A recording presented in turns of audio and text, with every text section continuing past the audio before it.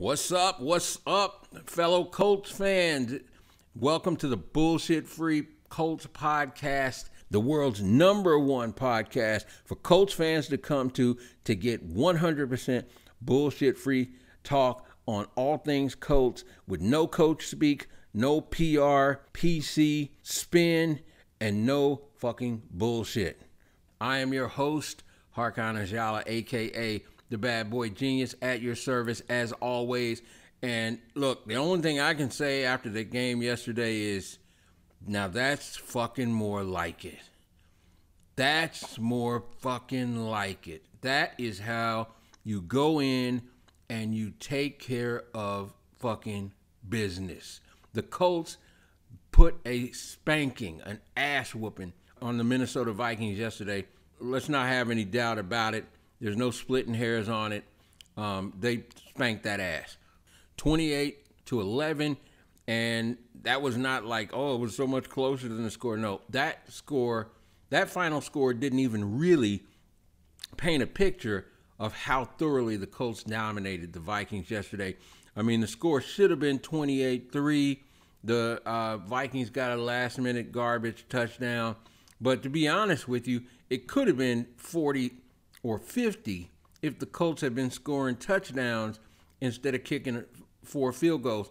But again, no splitting hairs, nothing to, no trying to take it away from the Colts or diminish what they did.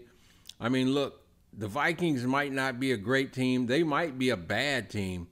But either way, as we saw last week, the Jags aren't as bad as the Vikings. But as we saw last week, regardless of what teams look like on paper, you got to go in and you got to actually get it done live in reality, not on paper. So my hat's off to the Colts. Yesterday was actually a fucking fun game to watch. Crazy fun game to watch because the defense looked like a different team. The defense was playing like fucking gangsters. I mean, they were flying around. They literally knocked down 1 out of every 3 passes that Kirk Cousins threw yesterday. They were hitting hard. They were flying to the ball. They were shutting the run down. The much vaunted running game that the Vikings have with my man Dalvin Cook down there, who is a beast. So it's not hype. He is a beast. The Colts shut that shit down, and that's particularly impressive after the way that they got the ball ran down their fucking throats last week by an undrafted free agent playing for the Jaguars. But defense was great. They shut down the run. They harassed Kirk Cousins, sacked him 3 times, hit him multiple times, had him flustered. It was fun to watch. And the offense, look, it wasn't as high flying as, it could have been, although it was fun. And there were some opportunities left out there on the field. In particular, T.Y. Hilton, who dropped a perfectly thrown bomb pass from Phillip Rivers in the end zone. I mean, that's insane. We never see that happen. But unfortunately, I mean, it's happened 3 times to T.Y. Just inexplicable drops this year so far. But we'll talk about that later. But that should have been a touchdown. But our boy Mo Alley Cox stepped in with no Jack Doyle, who did not play. Mo Alley Cox came in and fucking balled out. 111 or 115 yards receiving. Had a couple of long passes. He looked great. And, of course, my man Jonathan Taylor broke out for 101 yards on 26 carries. He looked every bit as good as I hoped he would. And I'll tell you, there were a few of those runs he could have broken for longer runs if he had cut back a little more decisively, which I know will happen in the future. Man, he looks fast, strong as fuck. Go back and look at the replay of his touchdown run. He literally just bulldozes the last 3 yards through Vikings defenders. His yards after contact are what are maybe not the most exciting thing about him, because I love watching him when he kicks into his final gear in the open field. But his yards after contact, I mean, he fucking runs through tackles and gets extra yards. And as Bill Brooks pointed out, always falls forward. You know, he's getting an extra 2-3 yards just from always falling forward. So Jonathan Taylor, once again, he's the real deal. This was a fun game, a convincing win, and the type of win that you want to put down on a team that comes in down. And to be honest with you, the Vikings may not be a very good team. So you want to, especially at home, spank on that ass. And the Colts did that. Now, that being said, though, y'all know, this is the Bullshit Free Colts podcast. We bring it to you, the good, bad, and the ugly of everything Colts. And that means we don't sugarcoat it and we don't get carried the fuck away like a lot of the media, especially in the Indianapolis market. So this was a great game, and I take nothing away from the Colts. But the truth of the matter is, I mean, yesterday they came out Dr. Jekyll and beat the hell out of a team they should have beaten. The week before, they were fucking Mr. Hyde and got run over by a team they should have beaten. And so the real question we have to ask ourselves, if we cut through the bullshit, is before you get carried away and start talking about, yes, we're a contender, we're going to the Super Bowl, we got to acknowledge the fact that we don't really know. Is this Colts team in 2020, are they Dr. Jekyll? Or are they really Mr. Hyde? Because, see, we saw this shit before, and I'm going to get into that a little bit more in depth, what we saw last year. But before we do, let's really go through the good, bad, and ugly of this game that happened yesterday. First off, the contingent from the 2020 draft class showed up and showed the fuck out. And that's real talk. Julian Blackmon, we saw for the first time. This is a guy who they drafted in the third round, and people around the league kind of scratched their head because the guy was hurt at the time. He had torn his ACL like 8-9 months ago or what have you, and the thought was he might not be ready to play till the middle of the year. This motherfucker suits up, is active yesterday, and is actually out on the field. And here's the even better part. The motherfucker was making impact plays in his first game, balling the fuck out. You go back and watch. I mean, he had at least 2 passes defense that were nothing short of breathtaking. The second one, the first one, he actually used his closing speed to catch up and knock down a pass that would have been a big gainer for the Vikings and could have sparked their offense into getting them back in the game. And the second one was also a thing of beauty when he turned around in mid-stride, found the ball, tipped the pass, and then that tip pass dropped right into the waiting arms of another of my favorite young Colts players, second-year man Khari Willis. Let me tell you, we got a chance to see the Colts safety duo of the future, Khari Willis and Julian Blackmon, on the field yesterday, and that shit did not disappoint. They look every bit the beast duo that I thought they were going to be, or that I hoped they would be, because I knew Khari was the real deal from watching him flash all last year. But if Julian is any bit as good the rest of his first rookie year as he was yesterday, well, this is going to be some fun shit to watch. So, big props, mad props to Julian Blackmon. You look great. Jonathan Taylor, I talked about already. I mean, he just picked up where he left off. Ballard's looking good. When you take what we've seen from this year's draft class so far, and then you put it together with the last 2 or 3, he's looking good. Michael Pittman played well yesterday, had really a bigger play than people realize when he a pass that Phillip Rivers threw got tipped. It popped up in the air. Michael Pittman adjusted his body, found it, knocked the pass up in the air, and then caught it and turned it into a first down catch. That shit would have been an interception. So Pittman, I think, had 4 catches yesterday, and a couple of them were doozies. I mean, big plays. That was great to see. Danny Pinter played yesterday. This shit was impressive, particularly when you take into account the players that were not playing yesterday. Remember, Marlon Mack was already out. At the last minute, Rock Ya-Sin got an illness and had to go to the hospital. He didn't play. We lost Jack Doyle before the game, so he didn't play. Remember, Trey Burton is already out for another game or two. So, I mean, taking into account who wasn't there, and we'll get more into that into the next segment when we talk about the bad, this shit was impressive, especially for those young guys. Another thing that was great to see, Darius fucking Leonard, the Maniac, was playing like the fucking Maniac again yesterday. Dude was all over the field. He was making impact plays. And he looked like the all-pro dude yesterday that I don't know what the fuck happened to him last week. Again, maybe they just weren't ready, but Darius looked great again yesterday. Our dude, Danico Autry, this is his second game making fucking plays. And, you know, Danico kind of fell off last year.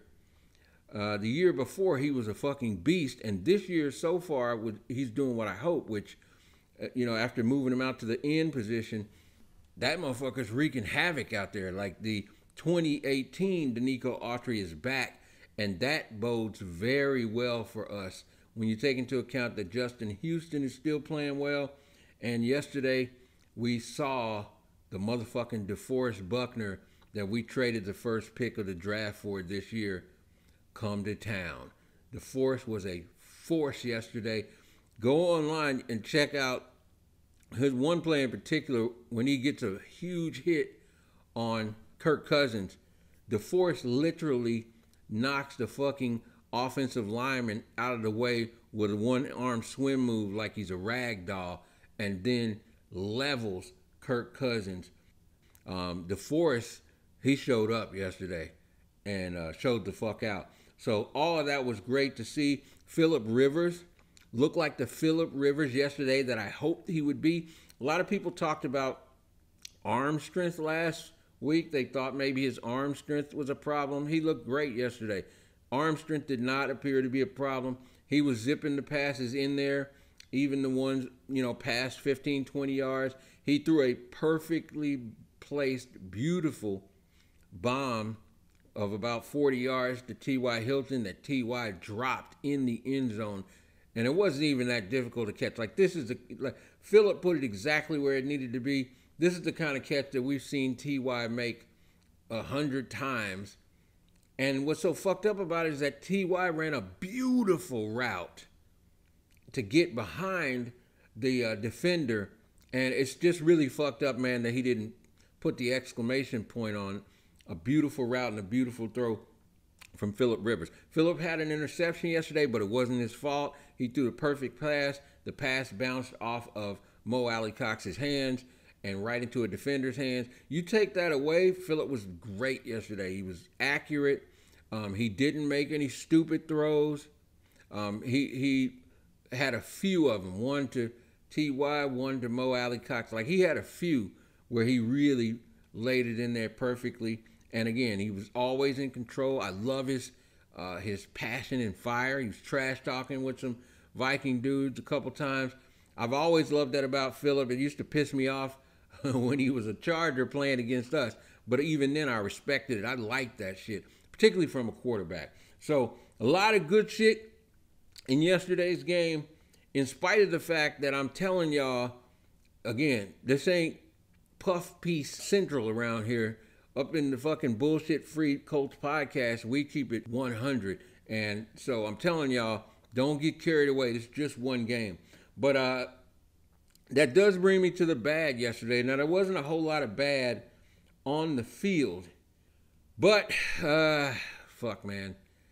I mean, Paris Campbell went down with a real ugly, nasty-looking hit to his, looked like it's near his knee area. Had to be carted off the field, and that was like early in the first quarter.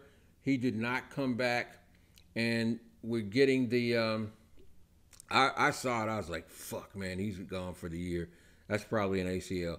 Now, the good news is we get back today that it doesn't look like it's a torn ACL. However, it is a injured PCL, which in some cases can be just as bad because sometimes they can heal in 2 or 3 months. Sometimes it might take all year. So, we might get him back towards the end of this year. I don't know, but man, that is just really fucked up. And then Malik Hooker. The good news is we got a chance to see Julian Blackmon. The bad news is it was because Malik Hooker left the game with what has now been confirmed is a torn ACL, and his ass is out for the rest of the season. That's really fucked up for Hooker, in particular because this was the 4th and final year of his contract with the Colts. He needed a big year in order to either A, get a nice deal here, but more likely to get a big deal somewhere else next year. Now, I mean, this is really going to be tough. But here's the thing. That is what kind of brings me to something. This is just kind of fucked up. But in a way, this is a bad thing. Look, the truth of the matter is, guys with an injury history, you kind of got to stay away from them. Because, we've seen this borne out. I've watched football for a lot of years, decades. And I'm telling you, a motherfucker that comes in injury prone is almost always injury prone throughout his whole career. And in the NFL in particular, when you only play 16 games, being fucking injury prone is a real problem. Like, it's a career ending problem sometimes, and certainly a career limiting one, because again, you only play 16 games. Like, once a week, we gotta have you there. Like, if you miss 3 games, that's damn near 25% of the fucking year, almost a fourth of the season. You gotta have guys who can play, especially if they're starters or game breakers, big play, impact players that you're depending on. Remember, as Rick Venturi and a lot of other football guys have said, Bill Polian talks about this too, how well your team does really comes down to your top 4 to 6 guys, how well they play. If they're not there, you're going to have a hard fucking time coming anywhere close to really fulfilling the potential promise of your team. So, I mean, man, I hope it doesn't hold, but these guys like Malik Hooker, Paris Campbell, these are guys that have this fucking history, and it just seems like it always follows them. So, man, again, I hope that's fucked up. I hope that Paris Campbell really comes back sometime this season. Maybe he gets back sooner than hoped or sooner than predicted. We really need him, particularly when we start looking at the other thing that was bad, and I kind of alluded to this before. Man, that fucking drop in the end zone from T.Y. I mean, I couldn't fucking believe it. I mean, it's perfectly thrown. The defense, I mean, he was behind the defender. It hit him right in the hands, and he just lost it. Couldn't pull it in. I mean, man, after 2 big drops last week, this is bad, man. Man, I don't know what's going on with T.Y., but I hope it's something that turns around. This also is the last year of his contract. I would love to see him back in Indianapolis for the rest of his career. T.Y. is one of my favorite players, by the way, of all time in a Colts uniform. So it really hurts me to see what is beginning to look like when you start putting it together with last year and the last 2 years even. It's beginning to look like possibly the beginning of the end, a real decline in T.Y. So I hope not, but man, that is fucked up. That's not a good thing. Another bad thing, again, the team played great yesterday, but there was still a few too many undisciplined penalties and mental lapses, particularly ones on offense that killed offensive drives that should have been touchdowns, but ended up leading to field goals. Now, when you play a team that isn't that great and doesn't play that great like Minnesota yesterday, I mean, Minnesota's maybe a bad team, but then on top of that, they played lackluster as fuck, like somebody didn't sign their paychecks before they got on the plane yesterday. When you play a team like that, you can get away with it. When you play a very good team, okay, a team that's going to come to play and is going to counterpunch with you, you got to turn trips into the fucking red zone into touchdowns, not field goals. The Colts kicked 4 field goals yesterday, and really every one of them was in a situation where they could have scored a touchdown, but the drive just fizzled. And a lot of it was because of dumb penalties, holding penalties, people lined up incorrectly, drops by TY. So that shit needs to be cleaned up, no doubt about it. But like I said, look, a win is a win, at least on the surface. But when you whoop somebody's ass, put a beat down on a team at home, and the game is never even really close, I mean, it is fun to watch, and it's a good thing for a team that, quite frankly, you know, needs to build its confidence up. And the reason it needs to build its confidence up is because of what I said at the very beginning of this. We don't know if this fucking Colts team is Dr. Jekyll, if that's who they are, or if they're ass out, Mr. Hyde, and they're going to be another 7-9, 6-10, 8-8 team. Because here's the thing, on paper, without a doubt, on paper, this is one of the most talented rosters that we've had in a long time, and definitely it's the most talented roster that Ballard has put together on paper. But here's the thing. Before people get carried away, I saw motherfuckers in the Indianapolis media talking about this is the Super Bowl blueprint and all of that bullshit. And I get what they're saying on one hand, but let's remember, this team started off 5-2 last year.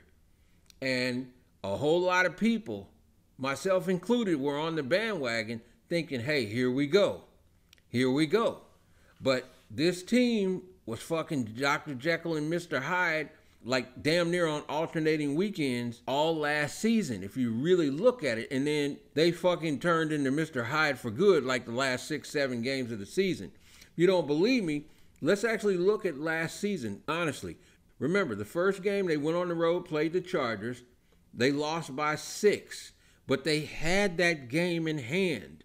They choked at the end, let the Chargers go down and fucking tie it up like with a minute left or less than a minute left. Then they had to go to overtime. The Chargers got the ball, drove the fucking thing right down Indianapolis' throat. I don't think we never even touched the ball. So, again, we dropped the ball. Then, the next week, we beat Tennessee in Tennessee, but by 2 points, 19-17. Now, that's not so bad, but that was Marcus Mariota, Tennessee, okay? So, they were trash. I mean, they were struggling like a motherfucker at the time. Then we come home to play Atlanta. Remember that game? We beat Atlanta, but just barely. We jump out to a big lead and then damn near fall apart. Atlanta's in position to come back and beat us. We only end up winning 27-24, and that's because Atlanta shot themselves in the foot like they so often do at the very end and basically bailed us out. So now we're 2-1, and then we're like, hey, that's okay. We can go to 3-1 and put a stranglehold on everything because we got lowly Oakland, which was trash at the time, wobbling, coming into our place. We proceed to let Oakland bust our ass. We lose 31-24 at home to a Oakland team that really was on the verge of collapsing in on itself. We give them power on some old Nas shit. You feel me? Now we're 2-2 just like Oakland. Then the next week we go on Thursday night football to Kansas City, who was 4-0 at the time, and you know, everyone assumes we're gonna get our asses beat. We go down there and beat the brakes off Kansas City 19-13, you know, knock Patrick Holmes around, shut him down, you know, knocked him out the game for a minute. I mean, that was without a doubt the signature win of last year. We're now 3-2, and we're like, okay, cool. We're on the way now. We're on the way. We can get this done. If we can play like that, and we were missing some people, we can play like that, then we're good to go. We beat Houston at home. Now we're 4-2. We're feeling good about ourselves. I remember that. Now all we got to do is beat Denver, which at the time was probably the worst team in the league, at home. Denver almost beats us. We had to pull that shit out on a last-second Adam Vinatieri field goal that every motherfucker in the state of Indiana was on their knees praying and kissing rosary and whatever else, right?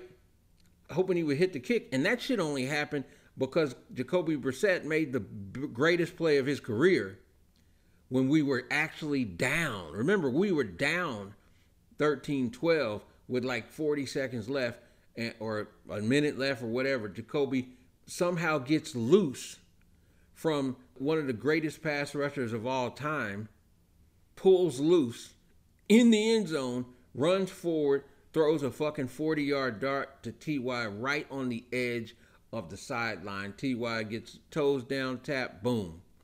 Best play of his career by far. Now we're 5-2. We're like, hey, we're good to go. Then the wheels come off. We proceed to go to Pittsburgh, lose a game we should have won. Remember, we weren't playing Big Ben's Pittsburgh. We were playing whatever that Mason Rudolph, that cornball motherfucker. Jacoby Brissett gets knocked out. Brian Hoyer comes in, throws an interception that fucks it up for us. We lose. Now we're 5-3. No problem. No problem. We got the Miami Dolphins, the worst team in the league, coming in to our place. We proceed to fucking get beat by the Miami Dolphins, 16-12. Now we're 5-4. Then we blow Jacksonville out. Now we're 6-4. We're like, we're okay. We're back on track. Nope. Go to Houston, choke that game away. Could have won it easily, choked that game away by 3 points. Then we go to Tennessee, or actually they come to our house. They come to our house. And instead of going to 7-5 and leading the division, we dropped to 6-6 because they beat our asses 31-17. Remember that ugly game? Then we go to lowly Tampa Bay and choke that game away that we had like a 2 or 3 touchdown lead in. We lose that 38-35.